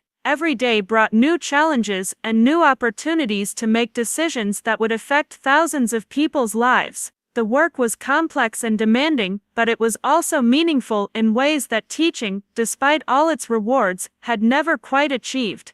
Looking back on that transformative day, I realized that the most important lesson Abuela Elena had taught me wasn't about business or wealth management or family dynamics. It was about the difference between having resources and being worthy of them, between achieving success and using it responsibly. She had spent her life demonstrating that true wealth came not from what you could accumulate, but from what you could give, and that the most important legacy anyone could leave was the positive impact they had made on other people's lives. The mocking voices of my cousins, the assumptions about my limitations, the years of being overlooked and underestimated, all of it had been preparation for this moment when I would need the humility and perspective that came from understanding what it felt like to be dismissed and marginalized. Those experiences had taught me empathy and resilience, qualities that no amount of privilege or education could provide. As I signed the final documents approving the affordable housing project, I thought about all the families who would benefit from Abuela Elena's vision and my commitment to carrying it forward.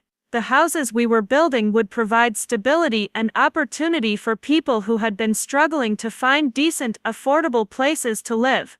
The jobs created by the construction process would support workers and their families throughout the Phoenix area. The community centers and parks included in the development would become gathering places where neighbors could build relationships and support each other through life's challenges. This was what wealth was truly for, not to elevate the wealthy above others, but to lift others up to a level where they could pursue their own dreams and aspirations. Abuela Elena had understood that principle from the beginning of her business career, and she had spent 60 years demonstrating how it could be applied in practice. Now it was my turn to carry that vision forward, to prove worthy of the trust she had placed in me, and to ensure that her legacy would continue benefiting others for generations to come. The simple life I had lived before my inheritance hadn't been a limitation or a failure, it had been perfect preparation for the complex life I was living now. Every lesson I had learned about finding contentment with less, about treating people with dignity regardless of their circumstances, about using limited resources creatively and efficiently, had proven invaluable as I learned to manage unlimited resources responsibly. Sometimes the person who seems least likely to succeed is actually the person who has been developing exactly the skills and perspective that success requires. Sometimes being overlooked is the greatest gift you can receive, because it teaches you to find your worth from within, rather than from others' recognition. And sometimes the most important inheritance you can receive isn't money, or property, or social position, but the wisdom to use whatever you've been given in service of something larger than yourself. The first anniversary of Abuela Elena's passing arrived on a Tuesday morning in late September, when the Phoenix heat had finally begun its slow retreat, and the desert air carried hints of the cooler months ahead. I stood in front of the mirror in my new home, a modest 3-bedroom house in Arcadia, that I had purchased, not because I needed the space, but because it had a large backyard, where I could recreate the garden Abuela Elena had taught me to tend. The woman looking back at me wore a tailored navy suit that actually fit properly, though I had resisted the urge to shop at the designer boutiques Ashley had recommended and instead found an excellent tailor who could alter off the rack pieces to look custom made. The past year had transformed me in ways that went far beyond clothing choices or living arrangements. I had learned to navigate board meetings with the same confidence I brought to parent-teacher conferences, discovered that reading financial statements required many of the same analytical skills as assessing student progress reports, and found that the patience necessary for teaching 8-year-olds translated surprisingly well to managing executives who were accustomed to getting their own way. The learning curve had been steep and occasionally terrifying, but every challenge I had faced had ultimately reinforced Abuela Elena's belief that character mattered more than credentials. Today marked a significant milestone in my journey as the head of Rodriguez Construction and Development. We were hosting a dedication ceremony for the affordable housing project I had approved 6 months earlier, the development that would provide quality homes for 150 families in West Phoenix. The project had been completed ahead of schedule and under budget, a fact that had impressed even Uncle Robert and convinced several skeptical board members that perhaps I knew what I was doing after all. More importantly, it represented exactly the kind of work Abuela Elena had envisioned when she structured her will to prioritize community benefit over personal profit. The dedication ceremony was scheduled for 10 o'clock at the development site, followed by a private family gathering at the community center Abuela Elena had funded years ago. I had deliberately kept both events low-key and informal, resisting suggestions from the marketing team that we should invite politicians and media coverage to maximize publicity for the company. This wasn't about generating positive press or enhancing the Rodriguez brand, it was about honoring my grandmother's memory and celebrating something good we had managed to accomplish in her name. My phone buzzed with a text from Jenny Kim, my former roommate who had become my closest confidant during the turbulent months following the inheritance. She had watched me navigate the impossible transition from paycheck-to-paycheck teacher to billionaire CEO with a mixture of amusement and admiration, providing a grounding perspective whenever I started to lose sight of who I had been before everything changed. Her message was characteristically direct and encouraging. Remember, you're still the same person who used to eat ramen 3 nights a week and celebrate when gas prices dropped 5 cents. Don't let the fancy people make you forget that. Abuela chose you because of who you were, not who they think you should become. I smiled at the reminder and sent back a quick response before grabbing my keys and heading out to my car. I had finally replaced the ancient Corolla, but not with the luxury vehicle Uncle Robert had suggested would be more appropriate for someone in my position. Instead, I had purchased a reliable hybrid sedan that got excellent gas mileage and had enough cargo space to transport classroom supplies when I still occasionally volunteered at Desert Bloom Elementary. The choice had been deliberate and symbolic, a way of signaling to myself and others that I intended to maintain my values even as my circumstances continued to evolve. The drive to the development site took me through neighborhoods I had known my entire life, streets where families like mine had struggled to find affordable housing and decent opportunities. The contrast between these areas and the wealthy enclaves of Scottsdale and Paradise Valley had always struck me as fundamentally unjust, a visible reminder that zip codes often determine destinies more than talent or effort ever could. The project we were dedicating today wouldn't solve that systemic inequality, but it would provide 150 families with safe, comfortable homes and a chance to build stability in their lives. When I arrived at the site, I was pleased to see that the event planning team had followed my instructions to keep things simple and welcoming. Folding chairs were arranged in neat rows facing a small stage, with colorful banners celebrating the completion of the project, but no corporate logos or promotional materials in sight. Families who would be moving into the new homes wandered through the model units, their faces reflecting a mixture of excitement and disbelief that these beautiful houses were actually going to be theirs. Children ran across the playground equipment that had been installed in the central courtyard, their laughter carrying across the space like music. Brandon was already there when I arrived, supervising the final setup details with the efficiency that had made him valuable to the company despite the awkwardness of our new working relationship. He had adjusted to the changed family dynamics better than I had expected, channeling his disappointment about the inheritance into determination to prove his worth through his contributions to company projects. We had developed a professional rapport based on mutual respect, rather than the familial obligation that had defined our earlier interactions, and I had come to appreciate his genuine expertise even as I learned to question his assumptions and push back on recommendations that didn't align with my priorities. "Everything looks good," he said as I approached, his tone businesslike but warm. "The families started arriving about 20 minutes ago, and they're incredibly excited about the units. Several of them have already asked if there are job opportunities with Rodriguez Construction because they want to work for a company that cares about communities like theirs." The comment reminded me of one of the most satisfying aspects of running the company according to Abuela Elena's principles. By prioritizing community benefit and fair treatment of workers, we had actually enhanced the company's reputation and attracted talented employees who might otherwise have chosen to work elsewhere.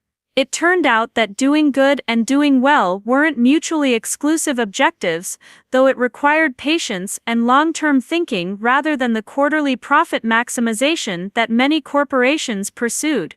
"That's wonderful," I replied. "Make sure someone from HR is available to talk with them about opportunities." Abuela always believed in hiring from the communities we served.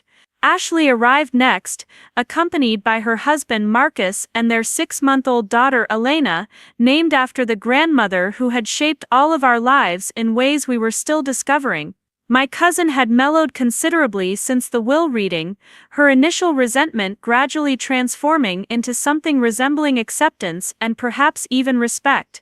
Motherhood had given her a new perspective on what mattered in life, and she had recently approached me about establishing a scholarship fund for single mothers pursuing higher education, inspired by her own mother's struggles after losing her first husband. "Maya, this is absolutely beautiful," she said, gesturing at the development with genuine enthusiasm.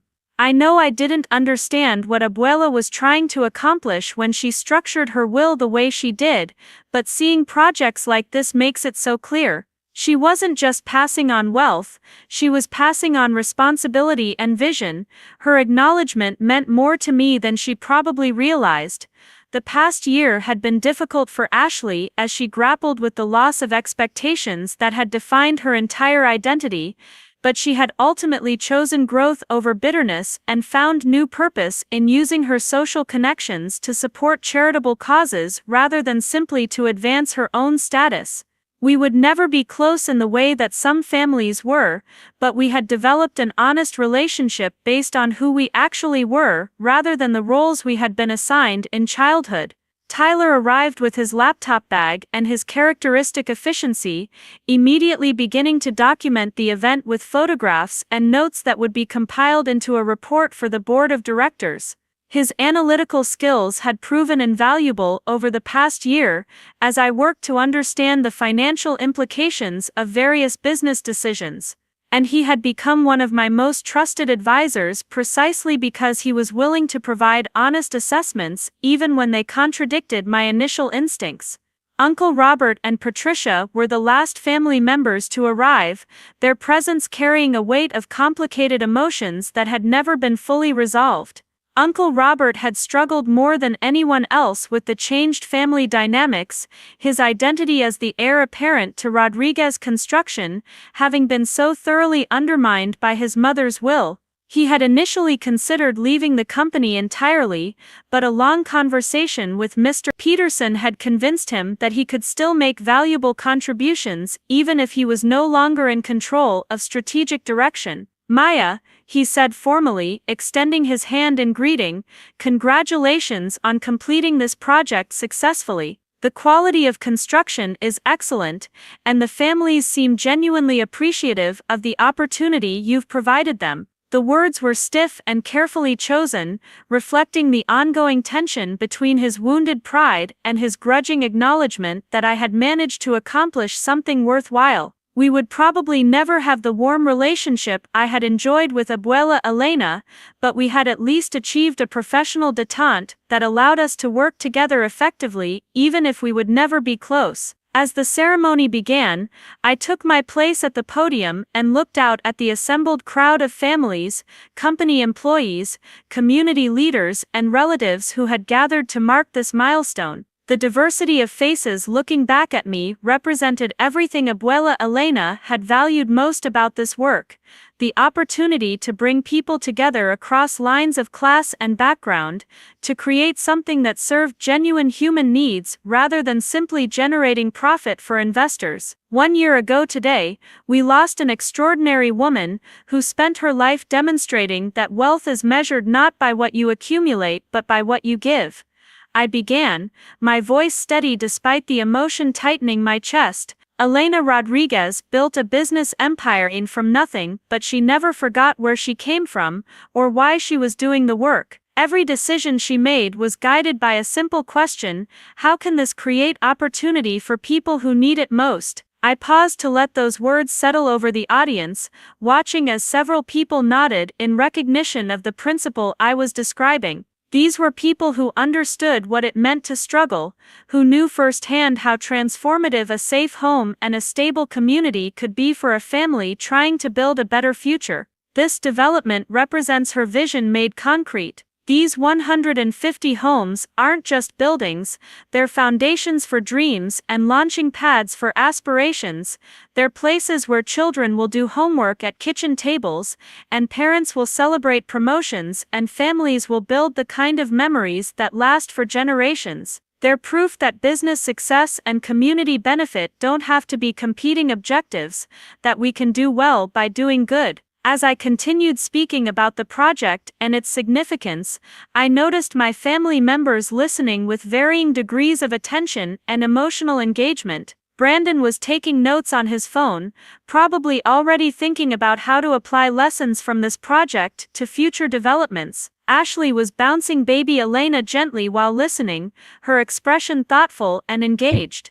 Tyler was capturing photographs, while simultaneously live tweeting key quotes from my speech. Uncle Robert and Patricia sat stiffly in their folding chairs, their faces carefully neutral but their body language suggesting discomfort with the whole proceeding. The ceremony concluded with the presentation of keys to the first families who would be moving into their new homes. Watching their faces as they accepted those keys and stepped into spaces that were finally truly theirs reminded me of why this work mattered so much. These weren't statistics on a balance sheet or units in a development portfolio.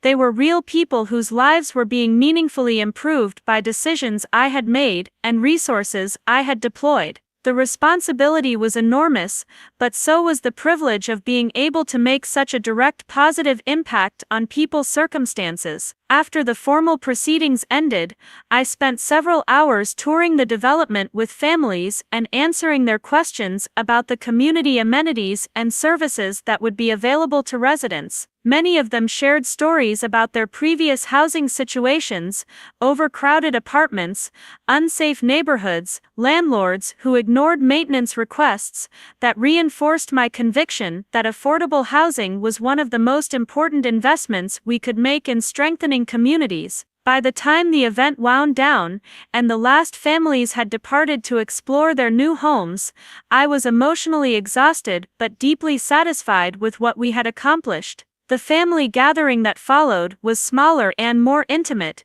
held in the community center conference room that Abuela Elena had used for her weekly meetings with local nonprofit leaders. I had arranged for catering from the Mexican restaurant she had frequented for decades, the same modest establishment where she had celebrated special occasions and conducted informal business negotiations over plates of enchiladas and beans. The food was authentic and delicious, a reminder that quality and expense weren't synonymous, and that some of the best things in life came from humble sources. As we settled around the table with our plates of food, the conversation gradually shifted from polite small talk to more substantive discussion of family dynamics and relationships. Ashley was the one who finally addressed the elephant in the room, her characteristic directness cutting through the social niceties we had been maintaining. "Maya, I want to apologize for how I treated you before Abuela's will was read. I spent years assuming you were less successful than the rest of us because you had made poor choices or lacked ambition. I never considered that you might have been living according to different values, or that your modest lifestyle reflected contentment rather than limitation. I was wrong, and I'm sorry." Her apology was unexpected and genuinely moving, representing the kind of emotional honesty that had been rare in our family interactions. I could see Uncle Robert shifting uncomfortably in his chair, probably recognizing that similar apologies were overdue from him as well, but uncertain about how to express sentiments that didn't come naturally to his generation or temperament. "I appreciate that, Ashley," I replied carefully. "But I think we all made assumptions about each other based on surface appearances, rather than deeper understanding. The truth is that none of us really knew Abuela Elena as well as we thought we did. We saw what she wanted us to see, and we drew conclusions based on our own limited perspectives." Brandon nodded thoughtfully, setting down his fork to engage more fully with the conversation. "I've been thinking a lot about that over the past year. Abuela presented herself as this simple woman with modest means and traditional values, and we took that presentation at face value without questioning whether there might be more complexity beneath the surface. Meanwhile, she was running a sophisticated business empire and making strategic decisions that affected thousands of people's lives. The disconnect between her public persona and her private reality is pretty remarkable when you think about it. She was testing us," Tyler observed, his analytical mind characteristically focused on understanding the underlying logic of Abuela Elena's choices. "Not in a cruel way, but she wanted to see which of us would value her for who she was, rather than what she could provide. She created a situation where the grandchildren who visited her regularly and engaged with her authentically would be the ones who demonstrated the character traits she valued most." Uncle Robert finally found his voice, though it came out rougher and more strained than his usual polished tones. "I spent 30 years managing operations for Rodriguez Construction, and I genuinely believed that I was carrying forward my mother's vision for the company. It never occurred to me that she might have had a different vision entirely, one that prioritized community impact over profit maximization. I thought I was honoring her legacy by growing the business and increasing its value, but apparently, I was missing the point entirely." The admission was clearly painful for him, representing as it did an acknowledgement that his life's work had been based on a fundamental misunderstanding of what his mother valued most. But there was also something liberating in his willingness to finally voice what we had all been thinking, to put words to the disappointment and confusion that had characterized the past year of family interactions. "I don't think you were missing the point entirely," I said gently, surprising myself with my own willingness to offer him comfort and validation. The company's financial success created the resources that made projects like today's affordable housing development possible. Abuela needed managers who could run efficient operations and generate sustainable profits, because without that foundation, the philanthropic work couldn't happen. Where we differed was in understanding that profit was a means to an end, rather than an end in itself. The conversation continued for another hour, with family members sharing memories of Abuela Elena and gradually working toward a more honest understanding of our relationships with each other and with the legacy she had left us. It wasn't a complete reconciliation, the wounds were too deep, and the disappointments too significant for that, but it was a beginning, a tentative step toward building something more authentic than the superficial family harmony we had maintained in previous years. As the gathering wound down and family members prepared to return to their respective lives, Brandon pulled me aside for a private conversation. His expression was serious, but not hostile, suggesting that whatever he wanted to discuss was important to him. Maya, I want you to know that I've been working on a proposal for expanding our affordable housing initiatives into other Arizona cities. I know I was skeptical about prioritizing community benefit over profit margins when you first started implementing Abuela's vision, but this past year has shown me that there's actually a strong business case for doing good work. Our reputation has improved significantly, we're attracting talented employees who want to work for a company with values, and we're building relationships with community leaders that are opening doors to new opportunities. His words represented a significant evolution in his thinking, a shift from viewing corporate social responsibility as a constraint on profit to understanding it as a strategic advantage that could enhance long-term success. It was exactly the kind of transformation Abuela Elena had hoped to inspire by structuring her will the way she did, demonstrating that sometimes the most important inheritance you can pass on is a set of values and priorities, rather than simply assets and resources. I'd love to see your proposal, I replied with genuine enthusiasm. One of the things I've learned this year is that I don't have all the answers, and I need smart people with different perspectives to help me figure out how to best use these resources. If you found ways to expand the affordable housing work while maintaining financial sustainability, that's exactly the kind of thinking we need. As I drove home that evening, exhausted but satisfied with how the day had unfolded,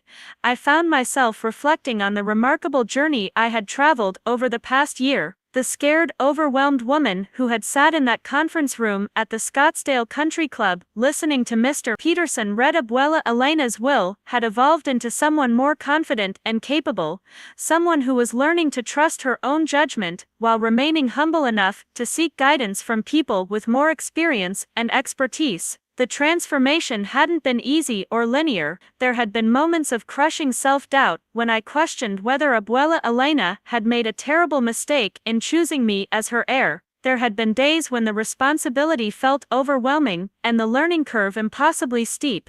There had been times when I longed for the simplicity of my former life, when my biggest concern was whether I could afford to replace my car's worn brake pads, and my most important decisions involved choosing curriculum materials for my third-grade classroom. But there had also been moments of profound satisfaction and purpose, times when I could see tangible evidence that the decisions I was making were improving people's lives in meaningful ways. The families moving into affordable homes, the scholarship recipients pursuing educational opportunities they couldn't have accessed otherwise, the community programs receiving funding that allowed them to expand their services, all of these represented real impact that wouldn't have been possible without the resources Abuela Elena had entrusted to my care. More importantly, I had discovered that the skills and experiences I had gained during my years as a teacher and volunteer were more relevant to running a business than I had ever imagined. The patience required to help struggling students master difficult concepts translated directly to helping overwhelmed employees develop new capabilities.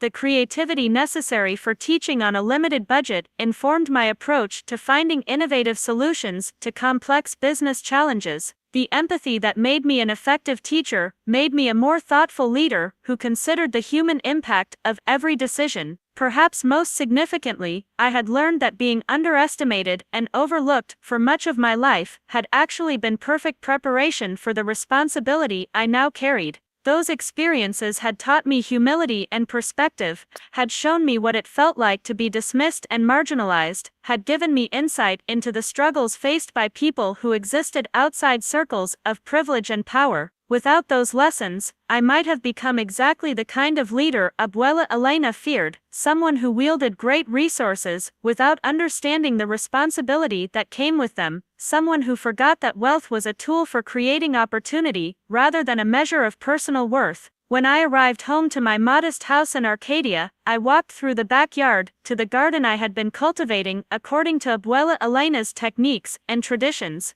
The tomatoes were ripening on their vines, the pepper plants were producing abundantly, and the herbs filled the evening air with their distinctive scents. This small plot of land, tended with the same care and attention Abuela Elena had brought to her own garden, represented continuity and connection across generations. It reminded me that some of the most important legacies had nothing to do with money or property or corporate empires, but rather with the values and wisdom passed from one person to another through patient teaching and loving example. Standing there in the fading light, surrounded by growing things and carrying the weight of enormous responsibility, I finally understood what Abuela Elena had been trying to teach me all along. Wealth wasn't something you possessed, it was something you stewarded temporarily before passing it on to the next generation. Success wasn't measured by what you accumulated, but by what you enabled others to achieve. And the most important inheritance anyone could receive wasn't money or property, but rather the wisdom to use whatever resources you had in service of something larger than yourself. The modest life I had lived before my inheritance hadn't been a failure or a limitation, it had been perfect preparation for everything that followed, teaching me lessons that no amount of wealth or privilege could provide. And the extraordinary life I was living now wasn't really about the money at all, but about the opportunity to make a meaningful difference in the world, using resources that had been entrusted to my care by someone who believed I would use them wisely. Some people spend their entire lives being prepared for responsibilities they'll never receive. Others receive responsibilities they've never been prepared for. But occasionally, through some combination of circumstance and character, someone is given exactly the responsibility they've been unknowingly preparing for their entire life. That was the gift Abuela Elena had given me, not just her wealth, but her belief that I had been developing exactly the qualities necessary to steward it responsibly.